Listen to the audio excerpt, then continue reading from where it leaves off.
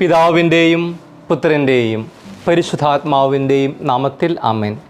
പ്രിയൻ്റെ പ്രാർത്ഥനയിലേക്ക് എല്ലാവർക്കും സ്വാഗതം. ലോകശ്രദ്ധ നേടിയ രണ്ട് കാര്യങ്ങളാണ് ഈ ആഴ്ച കടന്നുപോയത്. ഒന്ന്, ഡൽഹിയിലെ ജന്തർ മന്ദറിൽ ആരംഭിച്ച CJP യുവജന വിദ്യാർത്ഥി പ്രതിഷേധം രാജ്യവ്യാപകമായിട്ട്, ഒപ്പം ലോകശ്രദ്ധ നേടിയ ഒരു പ്രതിഷേധമായിട്ട് ഇത് മാറി. ദേശീയ അന്തർദേശീയ മാധ്യമങ്ങൾ ഈ വിദ്യാർത്ഥി സമരം റിപ്പോർട്ട് ചെയ്യുകയുണ്ടായി. സമരം അടിച്ചമർത്തുവാനുള്ള കേന്ദ്ര സർക്കാരിൻ്റെ നടപടിയിൽ ഡൽഹി പോലീസും വിദ്യാർത്ഥിയും തമ്മിലുള്ള ഏറ്റുമുട്ടലിൽ നിരവധി പേർക്ക് പരിക്കേൽക്കുകയുണ്ടായി. ചരിത്രം സാക്ഷിയാണ്. ആർക്കും ഒരിക്കലും വിപ്ലവത്തെ അടിച്ചമർത്തുവാനായിട്ട് സാധിക്കില്ല. You can never suppress a revolution. രണ്ടാമത്തതാണ് ഫിഫ ലോകകപ്പ് 2026. ലോകകപ്പ് ആവേശമേറിയ പല മത്സരങ്ങൾ കാഴ്ചവെക്കുകയുണ്ടായി. ഏറ്റവും ആവേശജനകമായിട്ടുള്ള ഒന്നായിരുന്നു ഫൈനൽ മത്സരം.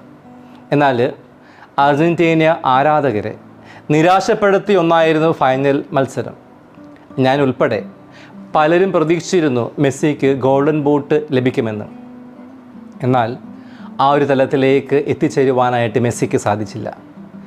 കിലിയൻ എംബാപ്പെ 10 ഗോളുകൾ നേടി ഫിഫ ലോകകപ്പ് 2026 ഗോൾഡൻ ബൂട്ട് നേടുകയുണ്ടായി.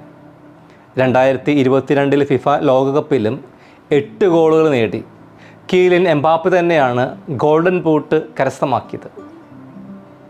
ഈ കഴിഞ്ഞ ദിവസം എംബാപ്പയുടെ ഒരു ഇൻ്റർവ്യൂ ഞാൻ വായിക്കുവാനായിട്ട് ഇടയായി. ആ ഇൻ്റർവ്യൂവിൽ എംബാപ്പെ പറഞ്ഞ ഒരു കാര്യം എന്നെ ഏറെ ആകർഷിച്ചു, എന്നെ ഏറെ സ്പർശിച്ചു.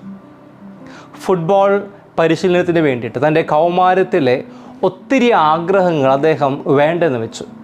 പലപ്പോഴും കൂട്ടുകാരുടെ കൂടെ കറങ്ങുവാനായിട്ട്, പുറത്തു പോകുവാനായിട്ട്, യാത്ര ചെയ്യുവാനായിട്ട് ഒന്നും അദ്ദേഹത്തിന് സാധിച്ചില്ല.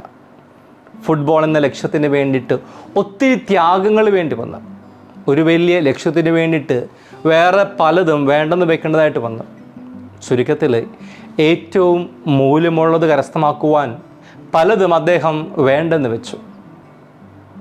ജീവിതത്തിൽ ഉയരങ്ങൾ കീഴടക്കിയ പലരും നിരവധി ത്യാഗങ്ങൾ, ജീവിതത്തിൽ നിരവധി ഉപേക്ഷണം നടത്തിയവരാണ്. ചുരുക്കത്തിൽ വിലയേറിയത് കരസ്ഥമാക്കുവാൻ വേണ്ടി വേറെ പലതും അതിന് വിലയായിട്ട് നൽകേണ്ടതായിട്ട് വരും. എന്നാൽ മാത്രമേ വിലയുള്ളത് ലഭിക്കുകയുള്ളൂ, വിലയുള്ളത് കരസ്ഥമാക്കുവാനായിട്ട് സാധിക്കുകയുള്ളൂ. ഇന്നത്തെ സുവിശേഷ ഭാഗത്തേക്ക് നമ്മൾ കടന്നു വരുമ്പോൾ കാണുവാൻ സാധിക്കുക, ദൈവരാജ്യമാകുന്ന, സ്വർഗരാജ്യമാകുന്ന രത്നം കരസ്ഥമാക്കുവാൻ വേണ്ടിയിട്ട് എല്ലാം വിൽക്കുന്ന രത്ന വ്യാപാരിയെ, അതുപോലെ തന്നെ ദൈവരാജ്യമാകുന്ന നിധി കരസ്ഥമാക്കുവാൻ വേണ്ടിയിട്ട് എല്ലാം വിൽക്കുന്ന മറ്റൊരു വ്യക്തിയുമാണ്. ദൈവരാജ്യത്തെക്കുറിച്ചുള്ള തിരുവചന ഭാഗങ്ങളാണ് നമ്മൾ ഈ കഴിഞ്ഞ ഞായറാഴ്ചകൾ ധ്യാനിച്ചത്. കഴിഞ്ഞ ഞായറാഴ്ച നമ്മൾ ദൈവരാജ്യത്തെക്കുറിച്ചുള്ള 3 ഉപമകൾ വായിച്ചു കേൾക്കുകയുണ്ടായി, ധ്യാനിക്കുകയുണ്ടായി. അതിന് മുൻപത്തെ ഞായറാഴ്ച ദൈവരാജ്യത്തെക്കുറിച്ചുള്ള വിധക്കാരൻ്റെ ഉപമയെക്കുറിച്ച് നമ്മൾ വായിച്ച് കേൾക്കുകയുണ്ടായി. നമ്മൾ ഇന്നത്തെ ഈ ഞായറാഴ്ചയും ദൈവരാജ്യത്തെക്കുറിച്ചുള്ള ഉപമയാണ് ധ്യാനിക്കുന്നത്. നിധിയുടെയും രത്നത്തിൻ്റെയും വലയുടെയും ഉപമകൾ.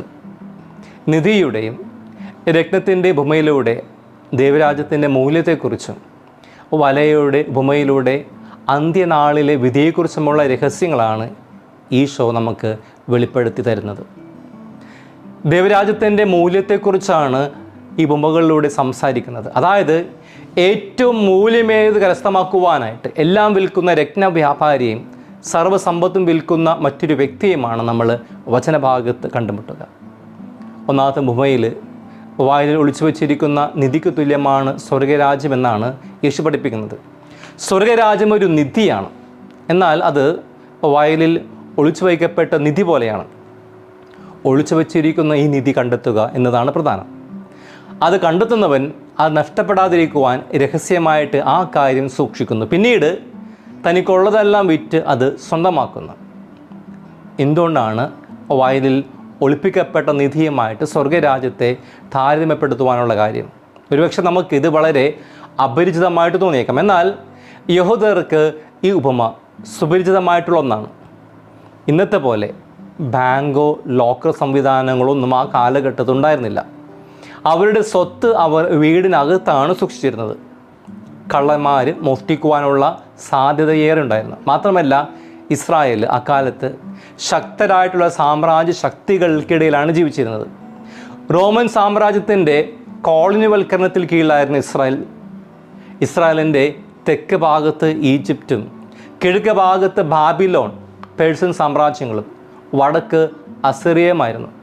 ഈ രാജ്യങ്ങളെല്ലാം ഇസ്രായേലുമായിട്ട് പലവട്ടം യുദ്ധത്തിലേർപ്പെട്ടിരുന്നു. മാത്രമല്ല, ഇസ്രായേലിലെ ചില ഗോത്രങ്ങൾ തമ്മിലും വിജാതീയ ഗോത്രങ്ങൾ തമ്മിലും ശത്രുതയും വഴക്കുമുണ്ടായിരുന്നു.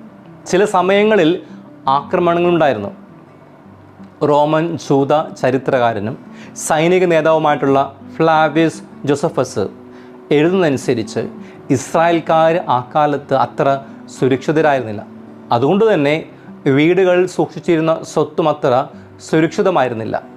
അതുകൊണ്ട് അവർ പലപ്പോഴും വിലപിടിപ്പുള്ള സ്വത്തുക്കൾ സഞ്ചിയിലും വസ്ത്രത്തിലുമൊക്കെ പൊതിഞ്ഞ് അവരുടെ തന്നെ വയലുകളിൽ കുഴിച്ചിടുക പതിവായിരുന്നു. അതിൽ സ്വർണവും വെള്ളിയും വസ്ത്രവും ധാന്യങ്ങളും മറ്റു വിളകളും എല്ലാം ഉണ്ടായിരിക്കും. വയലിൽ ഇപ്രകാരം തൻ്റെ സ്വത്ത് കുഴിച്ചിട്ട ഒരാൾ മരിക്കുകയോ കൊല്ലപ്പെടുകയോ വിപ്രവാസിയായിട്ട് പിടിപ്പിക്കപ്പെടുകയോ ചെയ്താൽ അയാളുടെ സ്വത്ത് അന്യാധീനമാകും. അങ്ങനെ ഒരാൾ മരിച്ചാൽ അയാൾ സ്വന്തം വയലിൽ നിക്ഷേപിച്ചിരിക്കുന്ന സ്വത്തിനെക്കുറിച്ച് അറിവുള്ള മറ്റൊരാൾ എന്ത് വില കൊടുത്തും ആ വയൽ സ്വന്തമാക്കും. അതുവരെയും ആരും കാണാതിരിക്കുവാൻ ആ സ്വത്ത് അയാൾ തന്നെ മറച്ചു പിടിക്കും. ഇതാണ് യേശു പറഞ്ഞ ഉപമയുടെ പശ്ചാത്തലം. ഈ ഉപമയിലെ ധാർമ്മികത ഒരുപക്ഷെ ചോദ്യം ചെയ്യപ്പെട്ടേക്കാം. എന്നാൽ ഈ മനുഷ്യൻ ഒരു രീതിയിലും തെറ്റു ചെയ്യുന്നതായിട്ട് കാണുന്നില്ല. കാരണം ഒന്ന്, പ്രസ്തുത വയലിൽ നിധി കണ്ടെത്തിയ അയാൾ അത് മോഷ്ടിക്കുന്നില്ല. രണ്ട്, യഹൂദ നിയമം അനുസരിച്ച് ഇത്തരം സാഹചര്യങ്ങൾ അത് കണ്ടെത്തുന്ന ആൾക്ക് അത് സ്വന്തമാക്കുവാൻ ചില ഇളവുകളുണ്ട്. ആ വയലിൽ നിധിയുണ്ട് എന്ന് അറിയുന്നവൻ അത് വിൽക്കുവാൻ തയ്യാറില്ലെങ്കിൽ പോലും അതിൻ്റെ പങ്ക് കണ്ടെത്തുന്ന ആൾക്ക് നൽകേണ്ടതുണ്ട്. മൂന്നാമതായിട്ട്, തനിക്കുള്ളതെല്ലാം വിറ്റാണ് അയാൾ സ്വന്തമാക്കുന്നത് എന്നുകൊണ്ട് അയാൾ ചെയ്യുന്ന പ്രവൃത്തി നിയമാനുസൃതമാണ്. അതുകൊണ്ട് ഈ മനുഷ്യൻ ധാർമ്മികതയ്ക്ക് ഇരിക്കാത്തതൊന്നും തന്നെ ചെയ്യുന്നില്ല. യേശു പറഞ്ഞ ഈ ഉപമ യഹൂദർക്ക് ഒരു മുന്നറിയിപ്പ് കൂടിയാണ്. അബ്രാഹത്തിൻ്റെ മക്കളെന്ന് നിരന്തരം അഭിമാനിച്ചിരുന്ന അവർക്ക് അബ്രാഹം ഒളിപ്പിച്ചു വച്ചിരുന്ന നിധി കണ്ടെത്തുവാൻ സാധിച്ചില്ല. അബ്രാഹത്തിൻ്റെ പുത്രനായ ദാവീദിൻ്റെ പുത്രനായ യേശു ക്രിസ്തുവാണ് ആ നിധി എന്ന് അവർക്ക് പലർക്കും മനസ്സിലാക്കുവാനായിട്ട് സാധിച്ചില്ല. യേശു വിഭാവനം ചെയ്യുന്ന സ്വർഗരാജ്യത്തെയും കണ്ടെത്തുന്നവർ മറ്റെല്ലാം ഉപേക്ഷിച്ച് എന്ത് വില കൊടുത്തും അത് സ്വന്തമാക്കും. ലൂക്ക 5:1-11 വരെയുള്ള വചനം നമ്മൾ അവിടെ കാണുന്നുണ്ട്. വഞ്ചിയും വലയും ഉപേക്ഷിച്ച് മാതാപിതാക്കളെയും വിട്ട് പ്രഥമ ശിഷ്യരായിട്ടുള്ള ശിമയോനും സഹോദരൻ അന്ത്രയോസും സെബെദീപുത്രന്മാരായിട്ടുള്ള യാക്കോബും യോഹന്നാനും യേശുവിനെ അനുഗമിക്കുവാനുള്ള കാരണവും യേശു എന്ന യഥാർത്ഥ നിധി കണ്ടെത്തിയതുകൊണ്ടാണ്. യേശു എന്ന നിധിയെ കണ്ടെത്തുന്നവർ മറ്റൊന്നിനും പിന്നീട് വില കൽപ്പിക്കുകയില്ല. യേശുവിലുള്ള വിശ്വാസത്തെ പ്രതി ജീവൻ പോലും വെടിഞ്ഞ രക്തസാക്ഷികളുടെ ചരിത്രം, യേശുവിനോടുള്ള സ്നേഹത്തെ പ്രതി ലൗകിക സന്തോഷങ്ങൾ വെടിഞ്ഞ വിശുദ്ധരുടെ ജീവിതമൊക്കെ പഠിപ്പിക്കുന്ന പാഠം അതാണ്. യേശു എന്ന യഥാർത്ഥ നിധിയെ കണ്ടെത്തിയത് കൊണ്ടുവന്നവർ പലരും സന്യാസവും പൗരോഹിത്യമെല്ലാം തിരഞ്ഞെടുക്കുവാനുള്ള കാരണം, ഞാൻ എൻ്റെ പൗരോഹിത്യത്തിൽ എന്നും അഭിമാനവും സന്തോഷവും കൊള്ളുവാനുള്ള കാരണം യേശു എന്ന നിധിയാണ്. ആ നിധി കണ്ടെത്തുന്നവൻ സാധിച്ചു എന്നതാണ് എൻ്റെ സന്തോഷം. വടക്കേ ഇന്ത്യയിൽ ഇന്നും നിരവധി ക്രൈസ്തവ മതപീഡനത്തിന് ഇരയാകുന്നുണ്ട്. അതിൻ്റെ അടിസ്ഥാന കാരണം ക്രിസ്തു ഇന്നും അവരുടെ യഥാർത്ഥ നിധിയായി തുടരുന്നു എന്നതാണ്. നല്ല രത്നം തേടുന്ന വ്യാപാരിയുടെ രണ്ടാമത്തെ ഉപമയും ഇതുപോലെ പ്രധാനപ്പെട്ടതാണ്. രത്നത്തിൻ്റെ ഉപമയും ഒരുപക്ഷെ നമുക്ക് അല്പം അന്യമായിട്ട് തോന്നാം. എന്നാൽ യഹൂദർക്ക് അങ്ങനെയല്ല.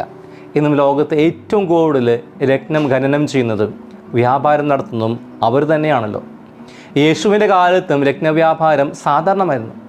മലയാളികൾ സ്വർണം ധരിക്കുന്നത് പോലെയും നിക്ഷേപമായിട്ട് സൂക്ഷിക്കുന്നത് പോലെയും യഹൂദർ രത്നം സംഭരിച്ചിരുന്നു.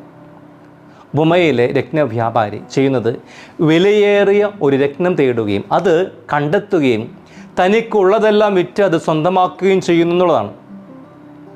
വയലിലെ നിധിയുടെ ഉപമയിൽ അത് കണ്ടെത്തുന്നത് യാദൃച്ഛികമായിട്ടാണെങ്കിലും രത്നം കണ്ടെത്തുന്നത് അതിനപ്പുറമുള്ള ഒരു അന്വേഷണത്തിലൂടെയാണ്. ഇവിടെ വ്യാപാരി കണ്ടെത്തുന്ന വിലപിടിപ്പുള്ള രത്നം യേശു ക്രിസ്തു തന്നെയാണ്. യേശുവിനെ കണ്ടെത്തുന്നവൻ മറ്റൊന്നിനും പിന്നീട് വില കൽപ്പിക്കുന്നില്ല. യുഗാന്ത്യത്തിൽ യേശുവാകുന്ന നിധിയും രത്നവും സ്വന്തമാക്കിയവരും അത് നഷ്ടപ്പെടുത്തി ജീവിച്ചവരും തമ്മിൽ വേർതിരിക്കപ്പെടും. നല്ല മത്സ്യവും ചീത്ത മത്സ്യവും വേർതിരിക്കും പോലെ അതാണ് യേശു പറയുന്ന മൂന്നാമത്തെ ഉപമ. പ്രിയപ്പെട്ടവരെ, യഥാർത്ഥ നിധി, യഥാർത്ഥ രത്നം അത് യേശു തന്നെയാണ്. ആ നിധി കരസ്ഥമാക്കുവാൻ നമ്മുടെ ജീവിതത്തിൽ ചില കാര്യങ്ങൾ വേണ്ടെന്ന് വെക്കുവാൻ നമുക്ക് സാധിക്കണം. ചില കാര്യങ്ങളോട് നോ പറയുവാനുള്ള ആർജവം നമുക്കുണ്ടായിരിക്കണം. വിശുദ്ധ പൗലോസ് അപ്പോസ്തലൻ്റെ വാക്കുകൾ നമുക്ക് ഓർക്കാം. ഫിലിപ്പിയർ 3:8 നമ്മൾ വായിക്കുന്നു, എൻ്റെ കർത്താവായ യേശു ക്രിസ്തുവിനെ പറ്റിയുള്ള ജ്ഞാനം കൂടുതൽ വിലയുള്ളതാകയാൽ സർവം നഷ്ടമായി തന്നെ ഞാൻ പരിഗണിക്കുന്നു. അവനെ പ്രതി ഞാൻ സകലവും നഷ്ടപ്പെടുത്തുകയും ഒറ്റിഷ്ടം പോലെ കരുതുകയുമാണ്. ഇന്നത്തെ യോയോ യുഗത്തിൽ ജീവിത വിജയത്തിനായിട്ട് ലോകം അവതരിപ്പിക്കുന്നത് പുതിയ മാനദണ്ഡങ്ങളാണ്. കൂടുതൽ സമ്പത്ത്, കൂടുതൽ സാങ്കേതിക വിദ്യ, കൂടുതൽ സൗകര്യങ്ങൾ, കൂടുതൽ പ്രശസ്തി. എന്നാൽ ആത്മീയ ജീവിതത്തോടുള്ള അവഗണന വർദ്ധിച്ചു വരുന്നു. ഈ പശ്ചാത്തലത്തിൽ ഇന്നത്തെ 3 വായനകളും ഒരേ ഒരു ചോദ്യം നമ്മോട് ചോദിക്കുകയാണ്: ജീവിതത്തിലെ ഏറ്റവും വലിയ നിധി എന്താണ്? പ്രിയപ്പെട്ടവരെ, ക്രിസ്തു മാത്രമായിരിക്കട്ടെ നമ്മുടെ ജീവിതത്തിലെ ഏറ്റവും വലിയ നിധിയും യഥാർത്ഥ നിധിയും. അതിനുള്ള വില കൊടുക്കുവാനൊക്കെ ആയിട്ട് നമുക്ക് സാധിക്കട്ടെ. പിതാവും പുത്രനും പരിശുദ്ധാത്മാവും നിങ്ങളെ എല്ലാവരും അതിനായിട്ട് അനുഗ്രഹിക്കട്ടെ. ഈശോ മിശിഹായിക്ക് സ്തുതിയായിരിക്കട്ടെ.